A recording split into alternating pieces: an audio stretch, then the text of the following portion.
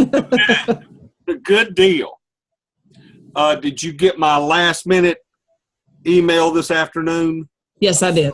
Okay, what do you think about that? If you can prepare a document, send it out, and then you sort of go through it next week. Yeah, I think that's a great idea. I'll get that done. I appreciate you doing that.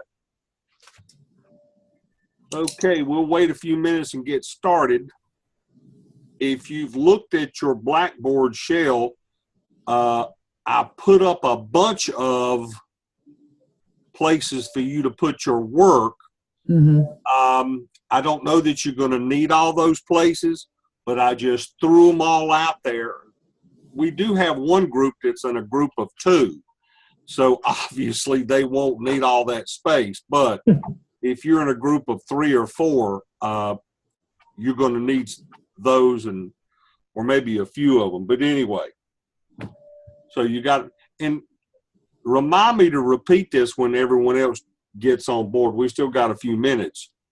The purpose of setting that up in that manner was, let's suppose you put some work up in where you've been putting it up, and it's a 2-part document, but you forget to load the second part.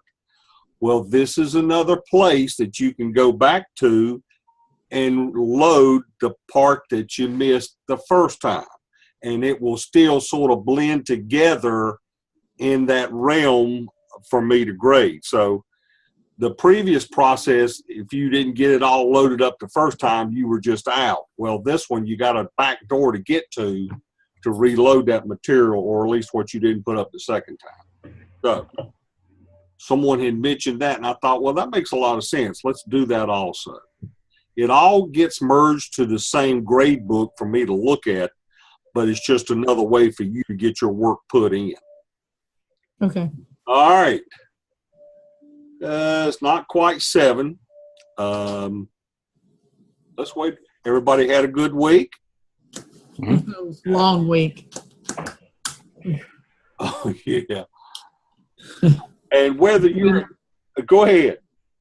We lost our break days to the hurricane. So we've had since Dr. King holiday, we don't have another break until April 10th. Okay. And it's starting to wear on some nerves. You're in Brunswick County. Brunswick County. I know that BC Swan. Mm-hmm. Yeah. How many days did y'all lose because of that weather? 4, 5? I think it was 4. It was 4. Well, and the schedule is so tight that we couldn't do anything but take the work days. Well, let me ask you this. Now, you know there's a move underway to give the local school systems the authority to adjust their school calendar. Yes. Okay. Anybody not in favor of that? Not that I know of. I am. You know, and we all know how that got put into place in the early 2000s by the tourism industry. Absolutely. On the coast. Absolutely. We're not picking cotton and priming tobacco anymore, so we don't need the children to work on the farm. But that was the tourism who got that whole thing. But we'll see how that turns out. I mean, the school system should have the local control as to stop and start, whether you experience the hurricane where you are or the snow up in the mountains. I mean, you have different needs and different types of weathers. I think it's a great idea, and I hope it flows. It really should.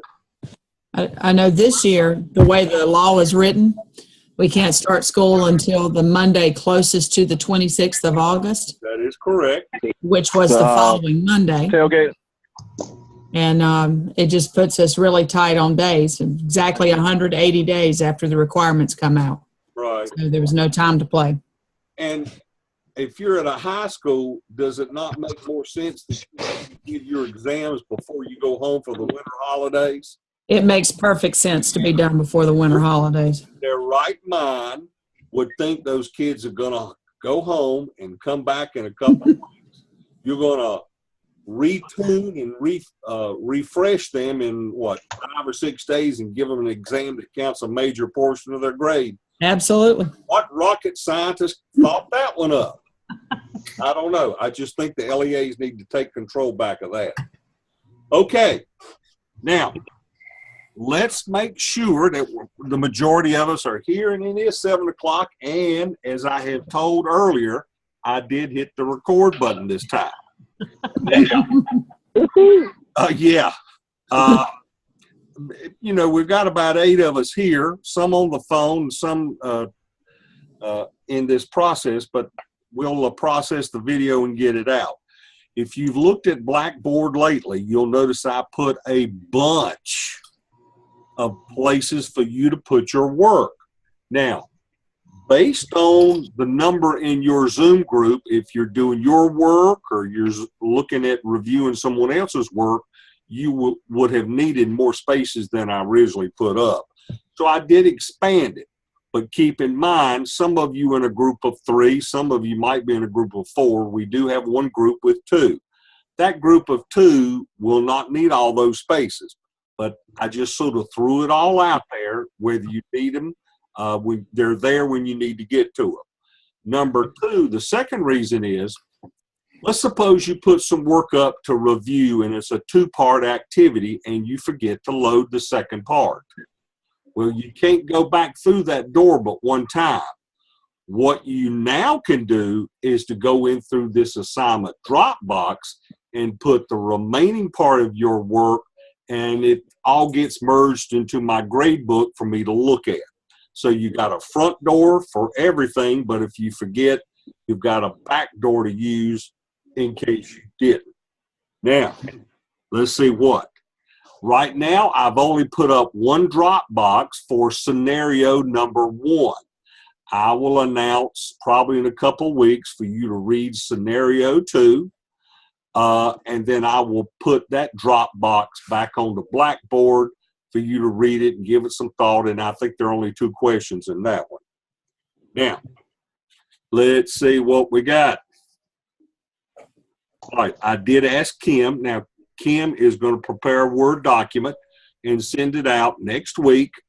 Go ahead, if you would, and make sure that you print that out. And she's going to go over step by step, whether you have a Mac or a PC, so you can all understand down the road that you will need those instructions, and we'll have her explain it.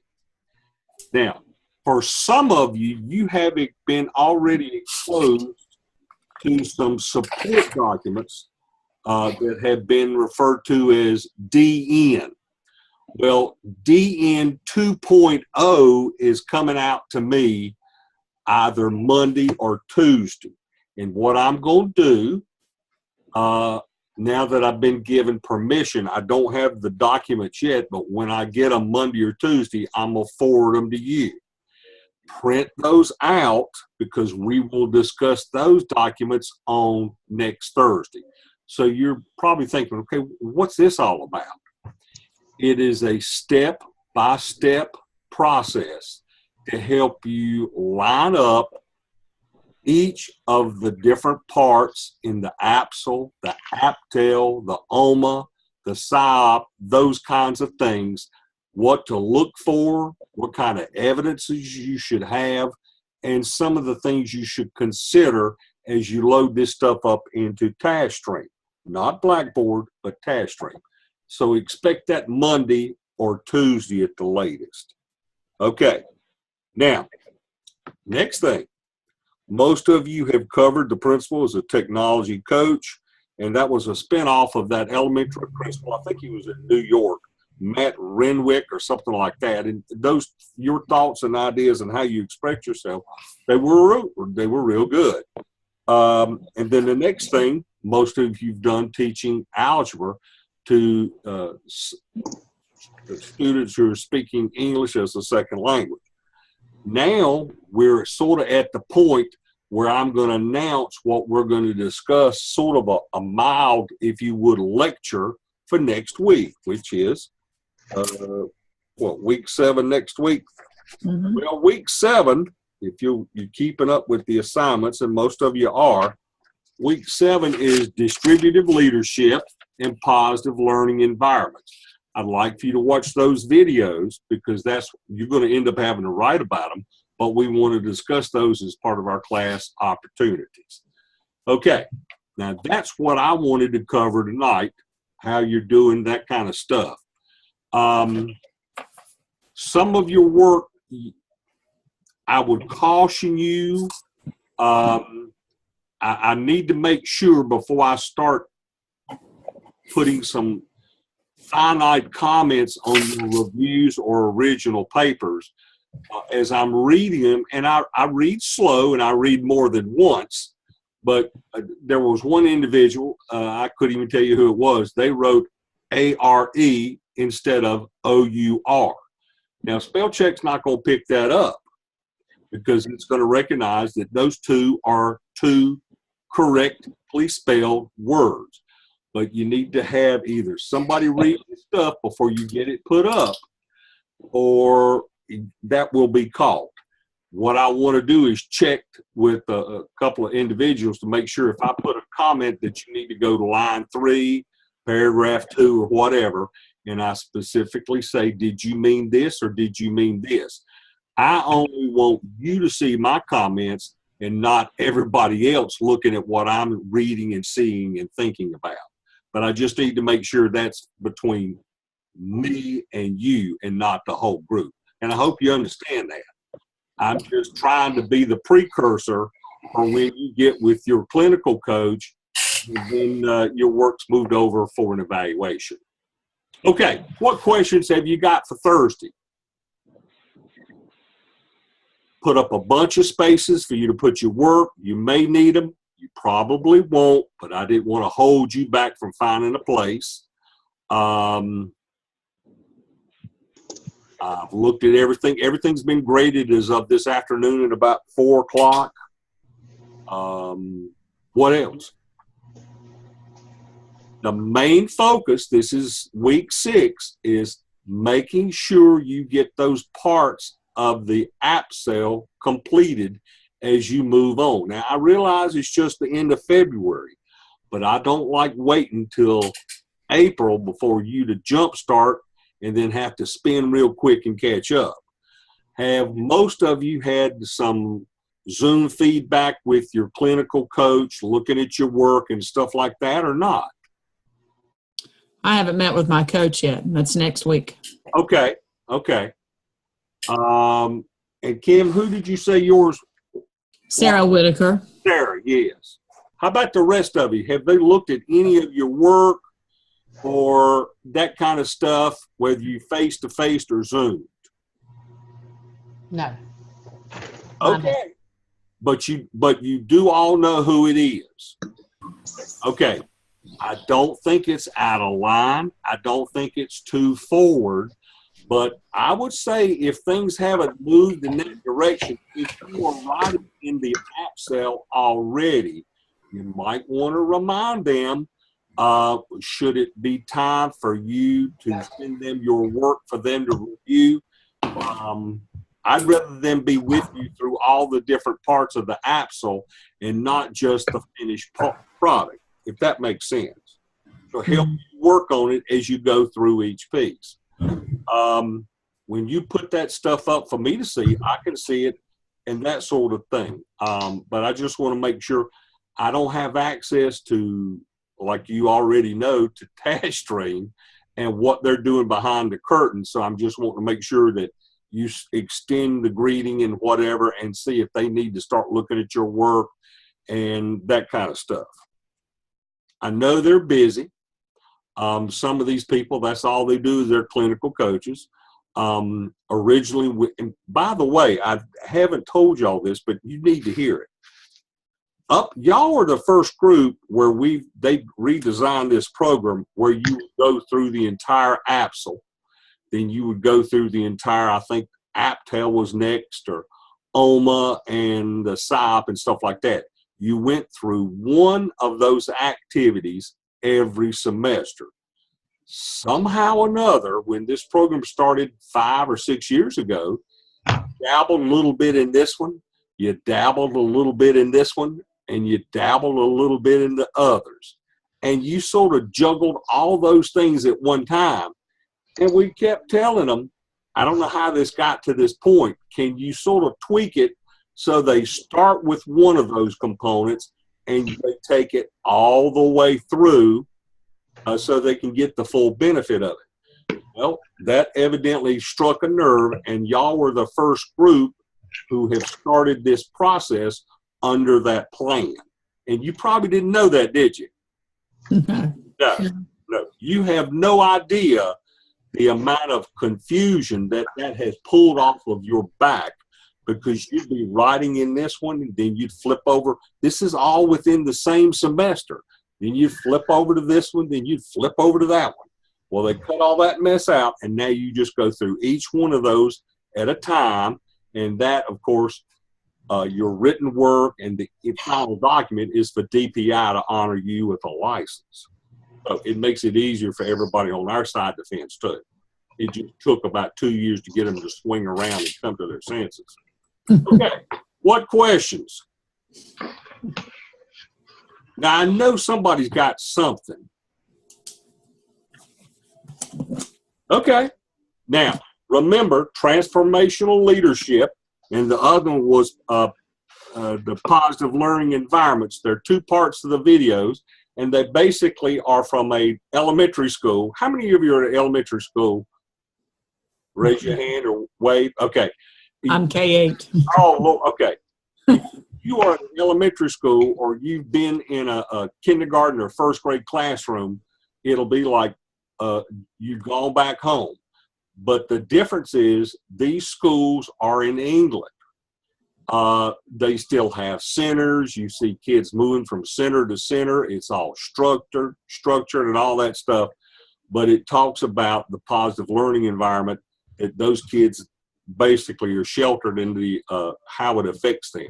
So watch those two videos, and we're going to discuss those two at length, and then we'll deal with our in-service on how to write a reference page, whether you're using a Mac or a PC. Any questions? Last call. Okay, keep putting the work up. And I will tell you, I don't mean to say this in a negative way, but some of you, while you're not brutally honest, but you're pointing out stuff in some of these others and their work that they need to do this or consider doing this. And the way you are approaching your comments, it's like just friendly suggestions or advice and that kind of stuff. And that's the way this process was designed and set up for. You haven't been negative. You haven't been harsh. You've been delegating 4s and 3s. And if it's a 3, most of the time you've offered suggestions as to what you might want to consider to make it a better paper or position. So, and that's what you should be doing. Any other questions? I had a question. Okay, Yeah, go ahead. Okay, one of you go first. Go ahead, Kathy.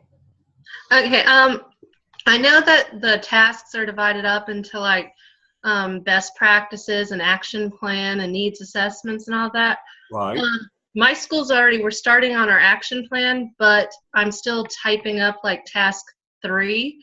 Should I be, because I know for task 2, one of my peer reviews was, well, what are you doing with your data now? I don't know, should I be going into that for task 2, or should I wait and type all that up when I do task 4? I will wait till you get to 4, because what you said, your school is looking at the data now?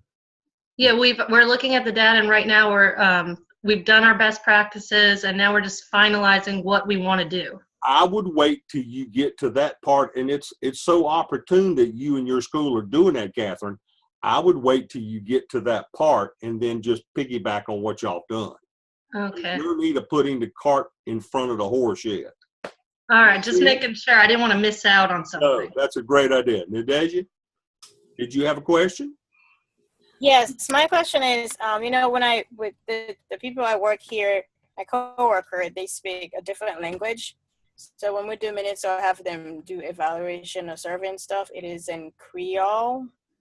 Okay. Now, do I have to, you want me to translate it or just send it the way it is? Oh, Lord. I'm not going to lie. My guess is going to need to be in English because the evaluators won't. I'm going to go ahead and tell you the ones that I know they don't know Creole. I can bet you money on that one. Have you sent Dr. Hamilton an email about your finances and your technology concerns? Yes, I have. I've emailed him, and we were supposed to meet. Yeah, he couldn't. He emailed me back. He said we'll try next week. He said he would try to get it Okay. done. I would follow up. You follow up with this email and ask him the same question. I spoke to Dr. Lamb yesterday and mentioned your situation because he was going to meet with Dr. Hamilton in the afternoon. I said, if you would remind him about this young lady and that she's got a couple of bumps already in the road and she's going to need some clarification and a little help. Now I need you to send him the email telling about the language constructs that you're dealing with, especially in the Creole. But I'm going to guess someone's going to have to translate your stuff into English for the evaluators to read. I'll bet you that would be my position. But he'll have the final say on that. That's a good point. Do y'all teach, is that your native language in your school? Yes. Yeah, I would say that's going to have to be slid over into English and typed out into that. That's the first time I ever had that question. Very first time. Good one. Good question, though. I'd like to, and if you get a response on that question, I would like to hear what he says. But I think I'm pretty much on point on that answer. Okay. What else? Two good questions. Okay. DeWald, you all right? You good? Yes, very good. Thank you. Okay. How things in Wilson County? It's a little crazy this time. We have a lot of local testing going on. So being the testing coordinator, that makes it a little crazy. But everything's good. Good. And you're at a charter school? KA charter school, yes. KA charter school, and y'all still have the same testing as a public school? Yes, we do. Okay. We're held to all the same accountability measures as any public school. Okay. So if you're the testing coordinator and you said it was K-8? K-8, yes. Are you pretty busy? And if it's local testing, you're doing a lot of 3, 4, 5, 6, 7, and 8 maybe. Yeah, and we just actually today we wrapped up access testing. We have probably the largest Hispanic community of any charter school in North Carolina. So we had a lot. It took us about 4 weeks to finish our access testing. Okay, I'm gonna piggyback on the previous question about the foreign language. Do those children take their local test or whatever in English, or are they given to them in Spanish? If they're given in English, if they're first year in the U.S., they're exempt from ELA assessments. But 2 years or 3 years to be exempt before they have to come back into the fold? Is it? Oh Lord, we got a one finger up. They are given a 1 year grace period before they have to switch back to Sweden. Yeah, and the problem with that is we have parents that enroll their kids like in April or May of the previous year, and then those 2-3 months count as your year. So the very next year they have to test. That's not fair. Yeah. I had a family that came from Chad, Africa, and they spoke they could understand the language, but they barely spoke English. Okay. They spoke Arabic and they spoke French, and they spoke their native tribal tongue. Okay. And after 1 year, they had this test. I thought it was so unfair, but who am I? I'm just a teacher, So, do y'all have like in certain? Where's my Guilford County guy? You on the phone? Yes, I'm here. Okay. Do those students who arrive to Guilford County and they speak only a foreign language, do they go to the Doris Henderson Newcomer School? And are you familiar with that elementary school that's an entering or a processing center for children of non-English speaking students? I'm not as familiar. I know, from what I understand, I think they, we have an ESL department, right? That is responsible for most of those kids. I don't know if they go somewhere else before they come to us. I'm at a middle school, so right. We get them, they come straight to us. That might. So I think our situation is similar to what I've heard before. Right. Is that they come right in, and then the next year they're gonna have to test. Now they may have accommodations like they may get a Spanish to English dictionary. Right. Now I've seen that during testing, but other than that, they're gonna have that test that everybody else has. Dr. Henderson was a popular elementary principal back in the and then she moved over to Guilford Primary, and they developed an elementary school for newcomers who spoke no English. And I'm not quite sure how many years they allowed those students to stay at the newcomer school. And they have the same setup in Charlotte Meg, where that's their portal to public education by way of a foreign language. So I didn't know if being out, you said you were at ACOC or in High Point? I'm at ACOC. ACOC. The old ACOC. What's the new name of that school? New name is going to be Melvin C. Swan. Dr. Swan, yeah, he was the associate Swan, yep. Back in the 60s or 70s. Very popular and prominent individual. I just didn't know if y'all had a special situation other than the newcomer school for elementary kids, but if you're at a middle school, like DeWald is talking, or someone else had mentioned, you only get 1 year to acclimate, and then you hit the bricks, whether you're running or you fall down. That's sort of rough. And whether you arrive with just a couple of months of school or you start in August, that makes it even more unfair to work. But good conversation. Good. Yeah. Anything else, guys? Okay, I will process this video.